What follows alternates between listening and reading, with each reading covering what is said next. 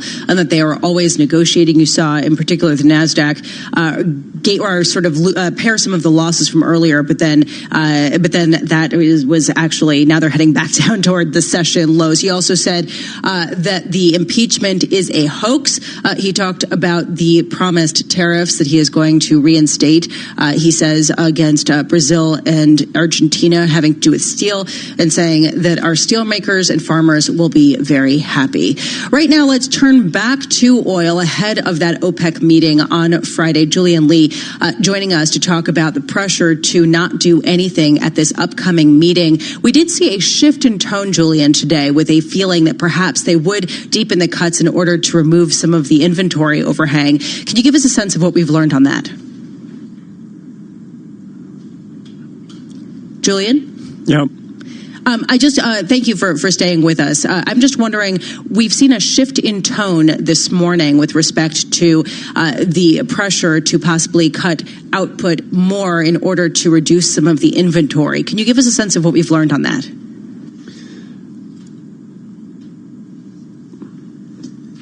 Okay. So I guess we seem to be having a technical issue with Julian. We will try again and get back to him. But it is something that people are looking at right now, given the fact that the Saudi Aramco IPO is done. So Saudi Arabia wants to take a harder stand and being the sole cutter versus the others. So, Julian, I would love to get your sense. Again, we have seen a shift in tone today toward more production cuts. Can you give us a sense of what we've learned? Yeah, we had a suggestion over the weekend from the Iraqi oil minister that further output cuts might be on the table, that they were being talked about between OPEC and OPEC Plus members. He suggested perhaps another 400,000 barrels a day of cuts. There aren't any real details yet of how that might happen, whether that would happen. So we really don't know a great deal about this yet. But one of the things that we are hearing is that Saudi Arabia is getting very frustrated, perhaps, that it is taking a bigger share of the burden than anybody else. And I think, again, it's going to suggest that it needs others to comply with the cuts that they've agreed to. So, Julian, you referenced your column you put out yesterday about the Permian. I'm fascinated by the concept that this might be the peak Permian. It just seems to me that there's so much oil and gas underneath those plays that I'd have a hard time discounting lower supply. What's your sense? There's a big difference between the amount of oil that is sitting beneath the ground and the rate at which that oil can be brought out of the ground. One of the particular problems with shale is that production rates decline very steeply and very quickly once a well has been brought into production. So the more wells you have, the more you have to drill just to keep production running at a steady level. The folks at Bloomberg NEF did a great piece this morning looking at just that effect in the Eagle Ford. That's on the terminal. And that's one of the problems, is that companies perhaps are running out of the very best acreage that they've been drilling since 2016. One of the things that has helped them to bring down average costs, and they're having to move into slightly less productive acreage. That's putting up costs. Investors want money back, and this is one of the reasons that we're seeing growth slowing down. Julian, just about a minute left. Do you think that the OPEC group is underestimating production out of Brazil and Norway? Certainly, we are seeing growth coming from outside the U.S., and there is a danger that OPEC has focused too much on U.S. growth. We've seen a big new field start up in Norway. We've had more growth from Brazil, and next year we're going to get the first oil from Guyana. Those three together look like offsetting a slowdown in U.S. growth in 2020 at least. So in terms of the U.S., is it the smaller firms out and the bigger firms in? That's certainly one of the suggestions. We've got some of the big super majors now moving into the shale much more aggressively. They are not under the same kind of monetary pressures that the the independents are under. I think some of those independents are going to struggle going forwards. Julian Lee, thank you so much for joining us. Julian Lee is an oil strategist for Bloomberg News, joining us on the phone from London. Right now, let's get a Bloomberg Business Flash with Greg Jarrett. Greg. Why, thank you. I'm, of course, here for you. Stocks are weak this morning as traders return from a holiday-shortened week. Gains in healthcare and energy stocks are being offset by losses in technology and other sectors. The Institute for Supply Management data supplied a bit of a shock as it turned down unexpectedly with a decline to 48.1. The median forecast in a Bloomberg survey of economists called for an improvement to 49.2. Conversely, a private survey has indicated some numbers in China. China's manufacturing activity expanded more than expected for the month of November. The Manufacturing Purchasing Managers Index there came in at 51.8. We check the numbers every 15 minutes throughout the trading day here on Bloomberg Radio. S&P 500 is down 0.7%, down 21. The Dow is down 0.5%, down 149. And the NASDAQ is now down 1.1%, down 100. The 10-year is down 17.30 seconds with a yield of 1.83%. West Texas Intermediate crude is off earlier highs, but still well into the green, up 1.6% at 56.05 a barrel, while COMEX gold's down 0.2% at 14.70 per ounce. The dollar yen, 109.23. The euro, $1.10.74, and the British pound, $1.29.22. That is a Bloomberg Business Flash. I'm Greg Jarrett. Bloomberg Opinion, informed perspectives, and expert data-driven commentary on breaking news. It's 10:31 on Wall Street. Time to check in with Bloomberg Opinion. We're joined by opinion columnist Sarah Halzack. It is Cyber Monday. It was Black Friday. Let's get a sense of how this is playing out. Sarah covers all things retail. She joins us from the Washington, D.C. Bureau. So, Sarah, we've had a pretty good look at what happened on Black Friday. We're starting to get some data here on some of the cyber trends Monday. What are your takeaways? Sure. So the latest data we have on Cyber Monday is it's off to a strong start as of 9 a.m., 473 million in online sales. And according to Adobe, that puts us on pace for it to achieve the projected $9.4 billion in sales for the day overall. So clearly the big spending hours still yet to come, but a lot of momentum for the industry today. And that sort of tracks with what we saw over the holiday weekend overall, healthy online spending on Thanksgiving and Black Friday as well. Sarah, this has been something everyone's been talking about. In other words, people are shifting to online shopping, and we did get a record amount of sales. But how out of the expectation is this? In other words, what's going to be the takeaway, the surprise from this shopping season? Yeah, one thing that I think is perhaps surprising is there's all this conversation about how Black Friday is dead, that these deals start, as early as November 1st now. And so what's the incentive to get off the block and shop over this past weekend or even on Cyber Monday? And I think what's interesting is that online, Black Friday sales were up 19.6%. Cyber Monday over last year, Cyber Monday sales are expected to be up 18.9%. That will make them two of the fastest growing days of online shopping of the whole holiday season. In other words, in the digital space, Black Friday and Cyber Monday aren't getting less important. They're actually getting more important. More of our spending is concentrating in these big deals events. So it's really critical for retailers to stay in stock today, to not have some website outages, make sure they have the merchandise that customers want. How about for the Gen Z and the millennials? What are we learning about how they are shopping here, bricks and mortar versus e-commerce? So interestingly, I think we all have this idea that Generation Z, lives their life with their nose in their phones, and so probably they are going to prefer that channel to in-store shopping. That's not exactly what we see. In fact, when we looked at data heading into this long holiday weekend, it was Gen Z shoppers, the ones who are going to stores, were the ones who are most likely to say, "I'm going to be doing it with family and friends. I'm going to be doing it in a social, experiential way. I like getting out of the house. I like trying garments on before I buy them or testing out electronics in person." And so I think that there's not a lot of evidence out there to suggest that Gen Z is going to kill the physical store. They might just continue to, as other generations have, kind of change what we use the store for and how frequently we go to it. Let's throw some statistics out here as we speak with Sarah Halzack, retail columnist for Bloomberg Opinion. Black Friday hit a record $7.4 billion in U.S. online sales. People buying a lot lot from their phones. Also, it was the second biggest U.S. online sales day ever, behind 2018 Cyber Monday's $7.9 billion. And we see a healthy clip today, so perhaps we'll surpass it today. I'm wondering, Sarah, you said that the bulk of the shopping was done in this period at this point. People are concentrating their purchases. How deep are the discounts? In other words, how much are margins compressing for the retailers as they try to lure in shoppers during this period? Yeah, so margins are especially tricky, not just because of the deals, but because as we make this migration to online shopping, we all know we've all come to expect free shipping as table stakes, right? And so that's where a lot of the margin pressure is going to come in for retailers in this holiday season, is that 2-day shipping has become the standard, and now Amazon has sort of stepped up our expectations even more by offering 1-day shipping on a lot of products. Walmart, too, is offering 1-day shipping on a lot of products, and so that's going to be a huge expense for them to shoulder and work through during the season. And Sarah, a lot of these retailers have been warning us that this shopping season would actually be about a week less than last year. How is that going to impact kind of results?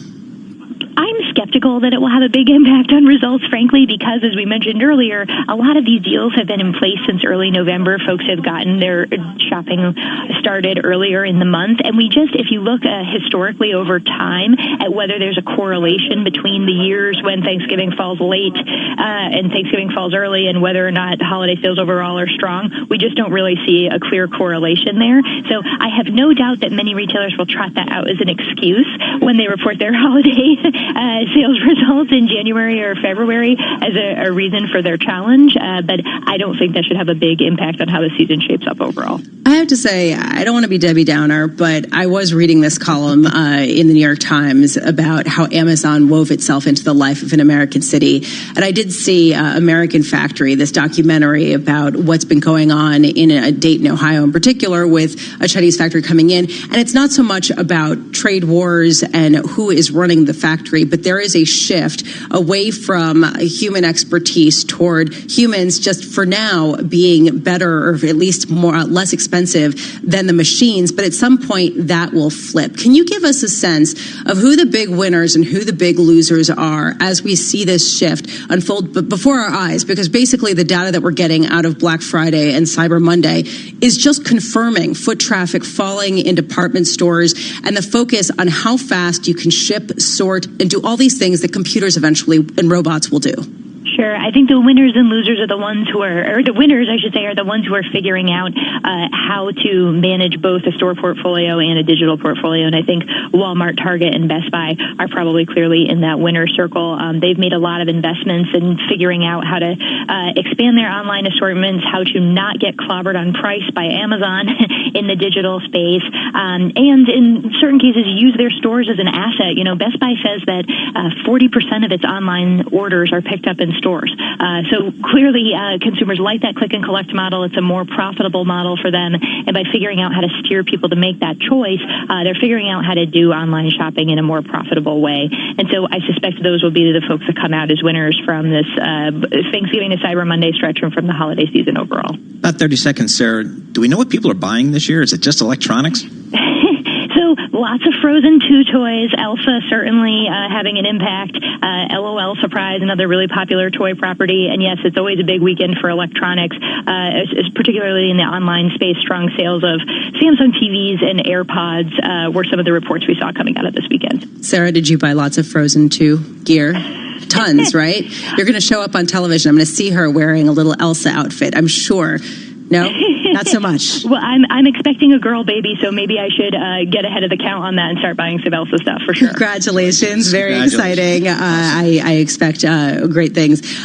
So, Sarah, thank you so much for being with us. Sarah Halzak, Bloomberg Opinion retail columnist, joining us from Washington, D.C. It is going to be interesting to see the results from this particular Cyber Monday and Black Friday shopping season, because we did see the number of shorts increase dramatically on the Macy's and Nordstrom's and Kohl's polls ahead of this, and we did see foot traffic fall, but they've already been so beaten up. I know. And it's interesting, as Sarah mentioned, one of the things that I think investors will be looking at will be margins as it relates to what kind of promotional activity did retailers need to execute to drive the traffic, both in the stores and online, and that shows up in that gross margin, operating margin. And I'm looking right now at Gap shares, which are a little changed, and Gap was one of the ones that was sort of pinpointed as losing some of the foot traffic, and yet that did not deter people from the shares given how much they've sold off. So it'll be how much is the bad news already priced in and how much more can it possibly go. Gap shares down more than 32% year to date. Yeah, tough for the retailers. Been a bloodbath. Right now, let's head down to our 99.1 studios in Washington, D.C. Nathan Hager there with world and national headlines. Nathan. Lisa, President Trump is headed to London for a two-day NATO summit that begins tomorrow, but not before taking a parting shot at Democrats as they continue to pursue impeachment. The Democrats, the radical left Democrats, the do-nothing Democrats, decided when I'm going to NATO, this was set up a year ago, that when I'm going to NATO, that was the exact time. This is one of the most important journeys that we make as president. Speaking outside the White House, the president said comments today from Ukraine's Volodymyr Zelensky should mean case over. In an interview with Time magazine and 3 other publications, the Ukrainian president said he never talked with President Trump from the position of a quid pro quo. United Nations climate talks are underway in Madrid. Negotiators will spend the next 2 weeks hammering out details for putting the Paris Climate Accord into action. Bloomberg's Amy Morris reports from Washington. Activists, scientists, and some of the country's most vulnerable to climate change are expected to mount political pressure on the world's biggest polluters, including China and India, to commit to deeper carbon cuts in 2020 and beyond. Secretary General Antonio Guterres says there is a danger that global warming could pass the point of no return.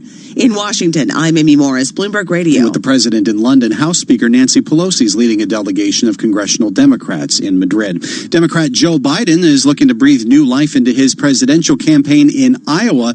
He's kicked off an 8-day, 18-county bus tour through the rural part of the state called the No Malarkey Tour. He's traveling with former Iowa Governor Tom Vilsack, who served as President Obama's agriculture secretary. Global news, 24 hours a day, on air and at TikTok, on Twitter, powered by more than 2,700 journalists and analysts in more than 120 countries. I'm Nathan Hager. This is Bloomberg. The lifeblood of tech startups isn't just money. It's executive and technical skills, the kind of skills that companies need to build real products. And the skills that venture capitalist Chris Sugden of Edison Partners sees in the graduates that are coming out of New Jersey Institute of Technology. The amazing thing about NJIT is their graduates, they have multiple offers on average, not just one. They're coming out with real skill sets that are immediately hireable and available to them. I think we see an understanding by the faculty and administration at NJIT that we've got to train and educate the whole student, not just their, one side of their brain. And I do think that's sort of part of the DNA today. There's practical and there's sort of academia, and merging those two together and understanding that if we're going to have our young people go get great jobs and have great successful careers, they've got to have both sides of their brain activated. And I think we see that with NJIT. NJIT, New Jersey Institute of Technology. Learn more at njit.edu. Rich is just a really good guy. The term good egg isn't enough to describe him. He's also certified organic and free range. Rich puts the cap back on everything. The toothpaste, the olive oil, the shampoo, everything. He lets his 10-year-old nephew beat him at virtual tennis, even though he can straight up slay his 10-year-old nephew in virtual tennis. When the toilet paper is running low, Rich replaces the roll on the actual holder, not just on the back of the toilet. Rich is texting and driving. Rich, no. What are you doing, Rich? I was just telling everyone how great you are. Texting and driving makes good people look bad. Visit StopTextStopWrecks.org. A public service announcement brought to you by the National Highway Traffic Safety Administration and the Ad Council. On 3, our unlimited data is actually unlimited, like 4 reels. That means you can scroll and scroll and scroll through all the Black Friday deals. Because we have no speed limits, no data caps, and you'll be 5G ready at no extra cost. Wow, so many savings. Our Black Friday deals are now on. Save up to £480. Switch to 3, in-store or online. See 3.co.uk/unlimited-data. Savings on selected phones on 24-month contracts. Ends 5th of December. Terms apply. Get what you wanted this Black Friday. Sleek new laptop. Or one of those know-it-all smart speakers. So now is the time for Sky's superfast broadband. It's totally unlimited, powerful enough for all your gadgets. And it's just £27 a month for 18 months with £19.95 setup fee. Another great deal. Pause your new 4K games console and search sky.com. Sky Fibre areas, speeds vary by location, no traffic management policy. See sky.com. Prices may change during this period. Terms apply. Hey, NFL fan, can't watch the game? Can't be there? We've got you covered. With TuneIn Premium, you can listen to every NFL game live as it's happening. LaShawn McCoy has an opening on the right side, punches into the end zone for the touchdown. Or catch it later on demand. Offset backs behind Mahomes. The give is to Williams. Starts right, cuts it back to the left, and blows into the end zone for the touchdown. You call the plays. Follow the NFL anytime, anywhere, all season long with TuneIn Premium. Upgrade.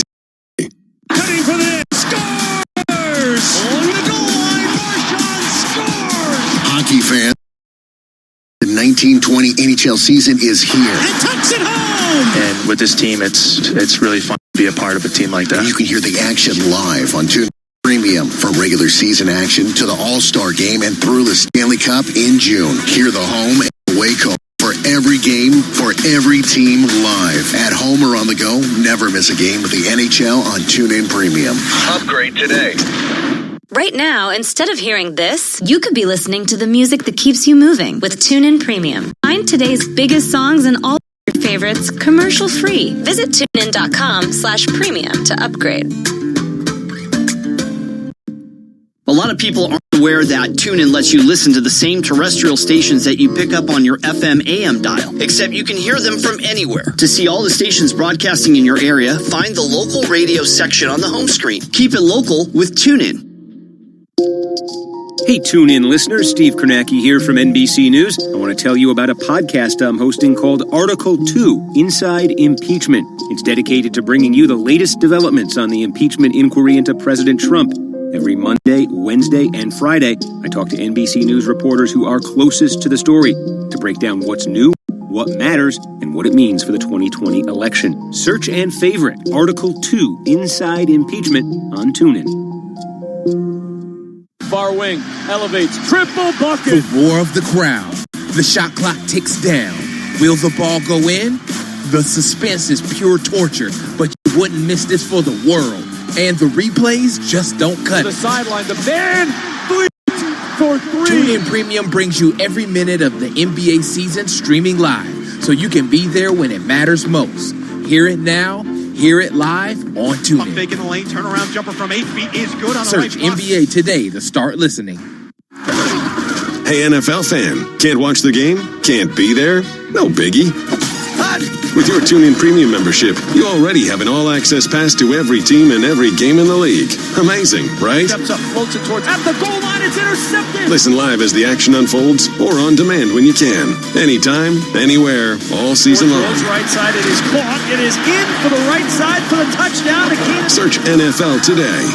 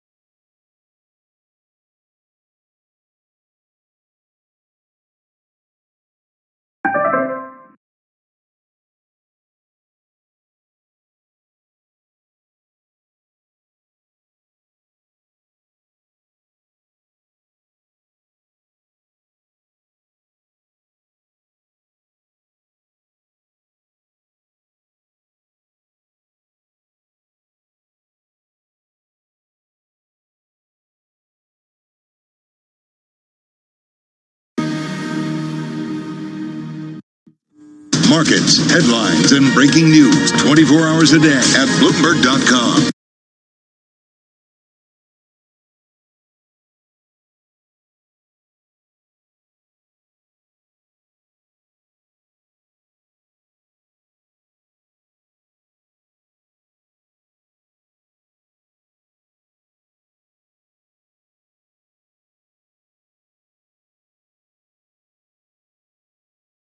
Bloomberg Business app and at TikTok on Twitter. This is a Bloomberg Business Flash. Stocks head south, and because it's warmer there, it's disappointing factory data and some comments from President Donald Trump on tariffs. Both have rekindled concern over global trade risks. Bonds are down. The S&P is headed toward its biggest decline in almost 2 months as a gauge of U.S. manufacturing contracted against a backdrop of weaker orders and subdued production. We check the markets every 15 minutes throughout the trading day on Bloomberg Radio.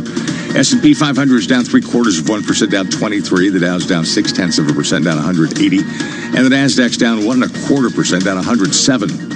10 years down 14.30 seconds with a yield of 1.82%. West Texas Intermediate crude's up 1.3% at $55.89 a barrel. COMEX gold's down 0.2% at $14.69.40 an ounce. The dollar yen 109.20. The euro $1.10.72 and the British pound $1.29.27. A shortened holiday shopping calendar between Black Friday and Christmas this year resulted in promotions that started earlier in November, lasted longer than in past years.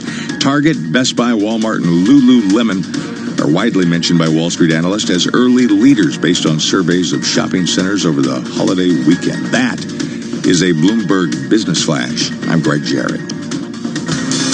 This is Bloomberg Markets with Lisa Abramowitz and Paul Sweeney on Bloomberg Radio. There's a lot of talk about how people are increasingly working from home. I know how Paul Sweeney feels about that. But there's the flip happening and has been happening for a long time, people living at work. And part of the evidence that you can point to for that is a growing number of people who get packages delivered to work. And you can see that in escalated sense during this shopping season. Joining us now, Larry Gadea, Chief Executive Officer of Envoy, which is based in San Francisco. It is a company focused on tracking things like how people get their deliveries at work, as well as managing visitors to a workplace. Larry, can you give us a sense of what you're expecting to see this season in terms of workplace shipping requests? Hey, thanks for having me. Yeah, it should be pretty wild. Like we're expecting just a dramatic increase. It's about a 4x increase in the amount of boxes coming in and packages and deliveries coming in than the typical week that will happen throughout the year. So I hope all these offices have a lot of space